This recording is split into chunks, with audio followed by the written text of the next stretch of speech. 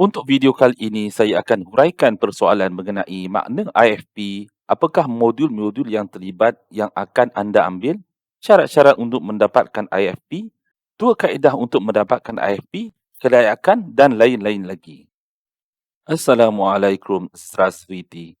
Kepada anda yang masih belum subscribe lagi, sudilah kiranya anda klik butang subscribe dan loceng notification di bawah ini. Apakah itu IFP? IFP adalah singkatan kepada Islamic Financial Planner yang merupakan satu program kelayakan profesional yang direka terutamanya untuk golongan profesional dan eksekutif dalam memberikan perkhidmatan pasaran kewangan Islam kepada segmen retail iaitu segmentation. Jika anda nak jalankan regulated activity perancangan kewangan, maka sijil IFP adalah diperlukan dan merupakan prasyarat untuk mendapatkan lesen seperti ini, iaitu yang pertama, Capital Market Services Representatives License, iaitu CMSRL oleh Securities Commission, SC. Dan yang kedua, Financial Advisors Representative License, iaitu FAR oleh Bank Negara Malaysia.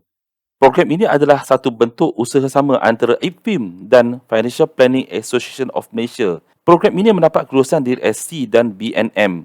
Jadi dengan kelulusan ini, maka program IFP ini adalah setaraf dengan Certified Financial Planner CFP, Registered Financial Planner RFP dan Chartered Financial Consultant CHFC. Saingan atau alternatif kepada IFP adalah Syariah RFP dari MFPC. Sebelum ini tiada sijil perancangan kewangan Islam, yang ada hanyalah konvensional iaitu CFP yang dikeluarkan oleh FPAM. Modul. Berikut adalah modul-modul untuk IFP. Modul yang pertama, Syariah and Major Components of Islamic Financial Planning. Modul yang kedua, Islamic Risk Management, Estate and Wakaf Planning. Modul yang ketiga, Islamic Investment, Retirement, Zakat and Tax Planning. Modul yang keempat, Islamic Financial Plan Construction and Professional Responsibilities. Cara untuk mendapatkan IFP. Terdapat dua cara, iaitu dengan program Challenge Status dan yang kedua adalah Full-Fledged.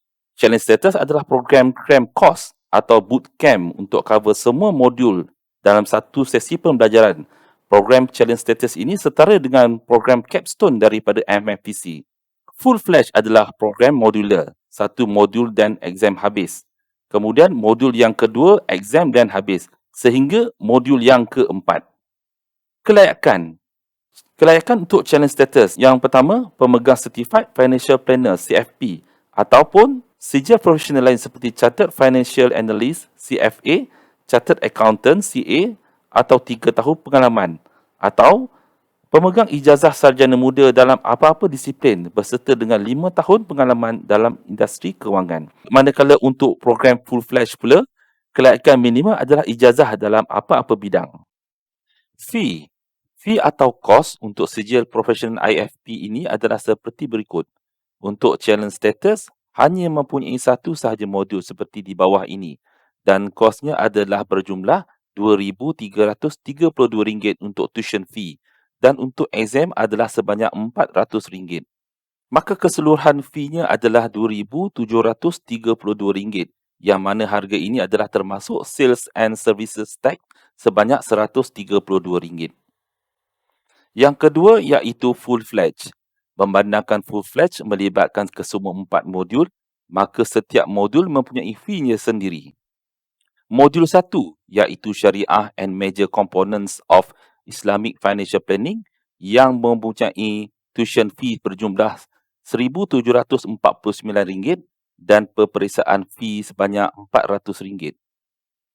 Modul 2 iaitu Islamic Risk Management, Estate and Wakaf Planning yang mempunyai tuition fee seberjumlah RM2,014 dan peperiksaan fee berjumlah RM400. Modul 3 iaitu Islamic Investment, Retirement, Zakat and Tax Planning yang mempunyai tuition fee yang sama dengan modul 2 iaitu berjumlah RM2,014 dan peperiksaan fee sebanyak RM400. Modul 4 iaitu Islamic Financial Plan Construction and Professional Responsibilities yang mempunyai tuition berjumlah RM1,802 dan peperiksaan fee berjumlah RM400. Maka keseluruhan untuk 4 modul ini adalah berjumlah RM9,179 untuk fee keseluruhan kedua-dua tuition dan peperiksaan. Jadual pembelajaran untuk challenge status berdasarkan kepada jadual pembelajaran kalender IFP di Pusat Pembelajaran Universiti Utara Malaysia adalah pada bulan Januari, Mac, Mei, Julai, September dan Disember. Bergantung kepada quorum availability dan bergantung kepada learning center tersebut. Dari pengalaman saya, kelas start berlarutan sehingga setahun disebabkan tiada quorum dan keperluan ini mungkin akan berubah-ubah. Digalakkan untuk menghubungi learning center yang kita hendak enrol.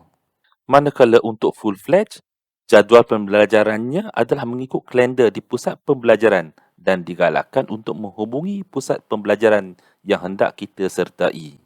Learning mode iaitu mode pembelajaran. Mode pembelajaran adalah face-to-face. Walau bagaimanapun disebabkan oleh pandemik COVID-19, kelas dan exam dilakukan secara online. Learning Center iaitu pusat pembelajaran. Berikut adalah pusat pembelajaran dan exam dari maklumat yang saya perolehi. Yang pertama adalah IBIFM iaitu terletak di KL. Yang kedua adalah di UUM, Penang, UUM Kuala Lumpur dan UUM Sintok, Kedah. Mungkin ada beberapa lagi pusat pembelajaran yang tidak saya sebutkan di sini disebabkan oleh kekurangan maklumat dan perubahan maklumat dari masa ke semasa. Apakah tindakan yang perlu saya lakukan selepas lulus exam? Jika anda lulus dan memperolehi sijil IFP ini, digalakkan untuk memohon lesen daripada Bank Negara Malaysia yang boleh memakai title FAR dan SC untuk membawa title FPR. Ini amatlah digalakkan kerana jumlah yang masih tak banyak dan tak ramai yang mempunyai lesen. Tetapi sebelum anda memohon lesen, anda harus tahu dengan firma FAR dan firma FPR mana yang anda nak join. Kerana untuk memohon lesen tersebut, anda harus melalui firma tersebut. Sekian sahajalah perkongsian saya untuk kali ini. Semoga ianya bermanfaat. Jadi, jika anda suka dan menghargai maklumat yang saya kongsikan ini, sudilah kiranya anda subscribe dan klik notification.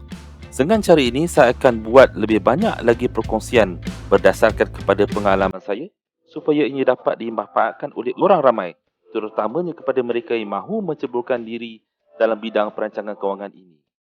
Assalamualaikum. Das Vidania.